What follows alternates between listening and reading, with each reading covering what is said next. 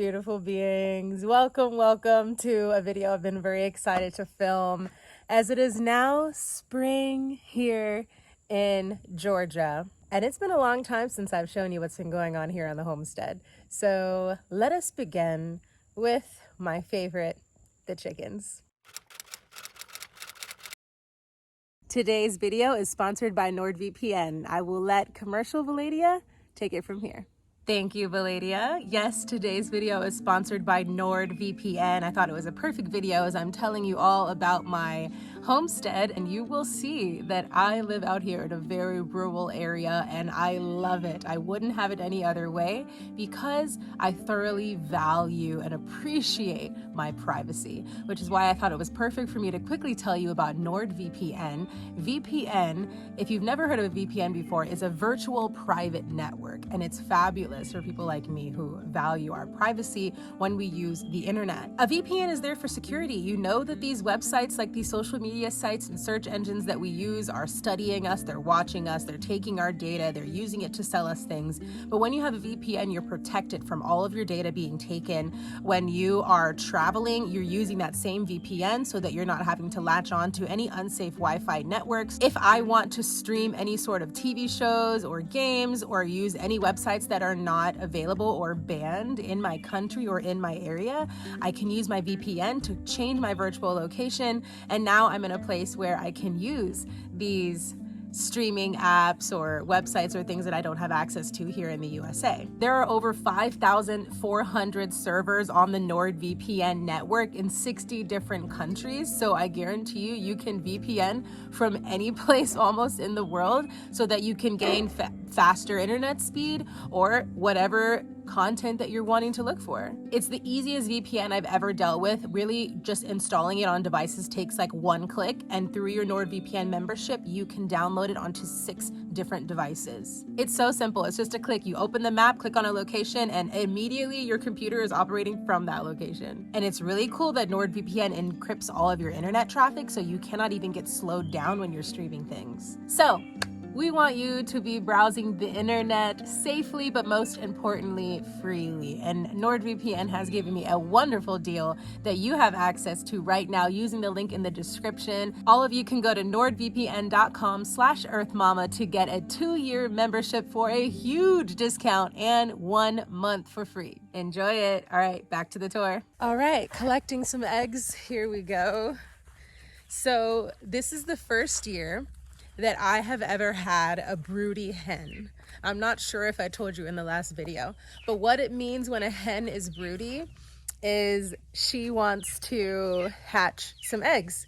And out of 3 years of chicken keeping, I've always had hens who lay their eggs and get up and walk away and they don't care about them. But some of these hens that I have now are showing signs of wanting to be broody. And so far I've had 2 hens that have shown me, but I have a lady in here who has already hatched 9 eggs. She was originally sitting on 25 eggs and was getting so aggressive when anyone wanted to take them.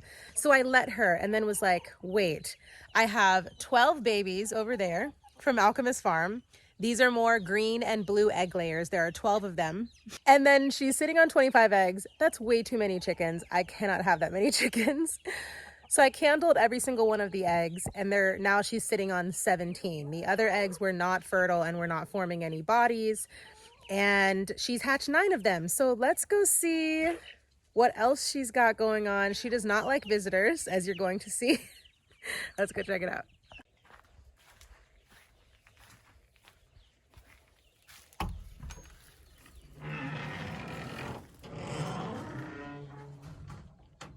And here we are. We are in the coop. As you see, it's been a few days since I've collected eggs because everyone's been laying. These 2 ladies are probably our newest brooding ladies because it's very late in the day for them to be laying. So they're trying to sit on these eggs. I'm gonna take them. And this lady in the middle is my queen, my big fat queen. Look at her. I call her Pancake because she's so big. See how she gets when I get close? Hi, Mama. I'm gonna grab some of these eggs, okay? Don't peck me. Not very happy. So I'm gonna need 2 hands to keep her head away from pecking me while I grab these eggs.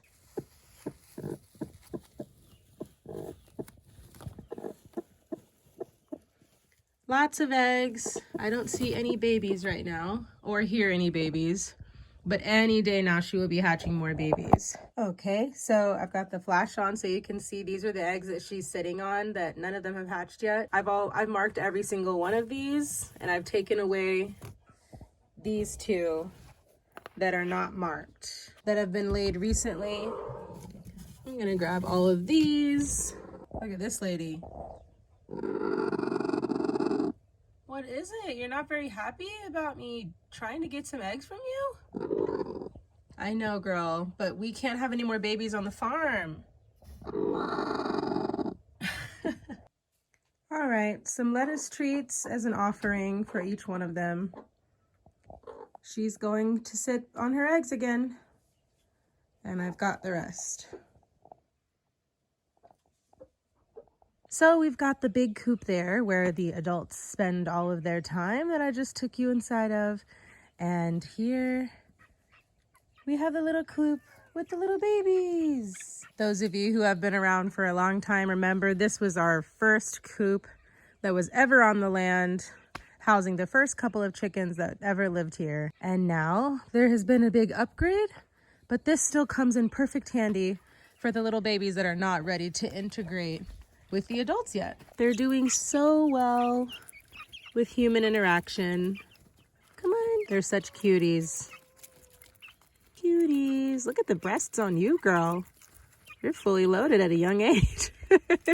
My babies, growing up so fast. The dogs do such a great job at protecting my chickens. They also get a cut of the reward. Go ahead, Indy, eat it. Here we are, beautiful beings. The garden is slowly waking up. Look at that bush. Okay, let's start over here. This is where the watermelons usually grow. I haven't gotten anything going here. Watermelons and beans up that trellis. Nothing happening yet. This is some motherwort growing that needs to be harvested for my tincture heart healer, which is an anxiety tincture. It works wonderfully for anxiety, heart ailments like palpitations, afterbirth pains, all sorts of things. You should go read the reviews on the website. This, a lot of you may be familiar with. It's been here for a while and it's just now flourishing since it's been here for a full calendar year. And it's sage. It's gorgeous. That's a cabbage plant that needs to be retired because it didn't make any cabbage, but it did give us a lot of seed pods, so I'll collect the seeds. Over here, I've got some stuff that's still making it, like these 2 artichoke plants. Not sure how well they're gonna do because they like the cold better. They're starting their journey a bit late. I don't really know what that is. I think it might be a weed. Motherwort, baby, motherwort. I'm really not sure what these are. I completely forgot what I put here. So who knows what they are? It's right on the tip of my tongue, but I can't remember what I put here. The leaf looks very, very familiar to me. So let me know. That's a little baby chard, I believe. What else is going on? This bed had a lot of weeds, and Mom and I just recently came through and weeded the entire garden. My brother helped cut the grass in between the aisles, so there's a lot of brown dead grass here, as you can see.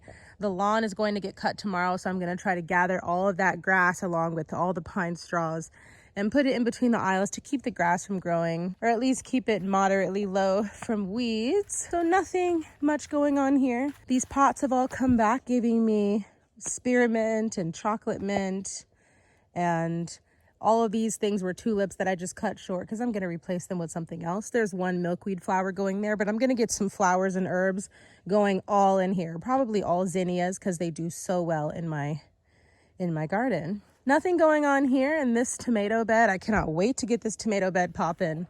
It did so well last year. Hundreds of tomatoes, hundreds. But I've got a volunteer marigold popping up here and here. And this one's not doing so well, but I will nourish it, as I love to have marigolds in the tomato bed. And if you remember last year, they were all surrounding it, giving me those beneficial buggies and keeping away the stuff that we don't want. More marigolds coming up here. This year, I would like to grow a lot more herbs. So I've already gotten that started by my 5 mullein plants here. I might have to separate them a little bit more because mullein gets pretty big. But they were little tiny sprouts that came back from last year in a pot that was over there amongst those pots that I have to do something with. I separated them and they're getting really huge now. So mullein is the herb that I use to make respiratory rescue, and that is a tincture that's fabulous for the lungs. This is yarrow, a wonderful herb for wounds and cuts and all sorts of things, inflammation. And this is the first time I'm successfully growing yarrow. And this is nettles. I'm looking forward to the nettles being like this one day. I want a big nettle patch. So I might have to move the nettles somewhere else. I imagine they would probably like it over in this corner. So I'm probably gonna move them so they can really go wild, because nettles are full of nutrients and I really want to make medicine with nettles. And this is motherwort, like I've shown you in other places in the garden. And I don't even have to order any organic bulk motherwort from farms or bulk herb companies anymore because I grow so much of it, as you can see. I've already got 2 jars in the house that are cooking up their medicine, and I now have to make many more jars out of all of this plant material. And that's going to give me months and months of medicine right there. And that's it for now. There's not that much going on. As you can see, this is the very beginning of the growing season, and I am a little bit behind as life has been moving so quickly, so many transitions, but I'm so ready to have some time over the next few days to drop some seeds into the ground. And I will definitely be telling you about every single thing I drop into this earth, and I'm really excited to have you all on the journey with me. And last but not least, I have to show you the babies, of course. The 9 babies that I have indoors that my sweet pancake laid about 2 weeks ago. Here they are. Hello, little babies. Hello, beautiful babies. It's very interesting to me because Pancake is a lavender Orpington. As you could see, she's a silver gray lavender colored hen. And the only way these chicks became fertilized is with Yellowfoot. And you see that Yellowfoot is a German Bielefelder, meaning he's got that like very light colored, you know, gray and orange brown feathers. So what are we doing with all of these black chicks? That leads me to believe all of these black chicks are not Pancake's babies. I think maybe that silver one is the only baby that's actually Pancake's. And all these black ones are from some of the black hens that have laid, and Pancake just took care of them to hatch. And then there's one little white baby right there, which must be Dot's baby. And yeah, so look at that. It's a mixture of 3 mamas with 1 daddy, hatched by 1 mama. So adorable. Beautiful beings. I just realized that I filmed that video about 2 weeks ago, and I am editing it now, and I'm putting the finishing touches on it, and I'm looking everywhere for the ending clip, and there's no ending clip. I just filmed those chicks, and I guess I went to sleep. So here I am, saying hello from present day Veladya.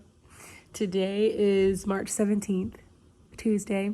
I'm gonna go pick up Aura from Matt tomorrow, and I'm really excited because I miss her, but I was able to get this video done after a lot of time not having it to edit. So I'm hoping to jump back onto YouTube a little bit more now that things have sort of evened out a little bit, figuring out how to be a mom and a business owner and a homesteader and be in my body during all of these big transitions. So hello and goodbye. I will see you in the next one. Peace.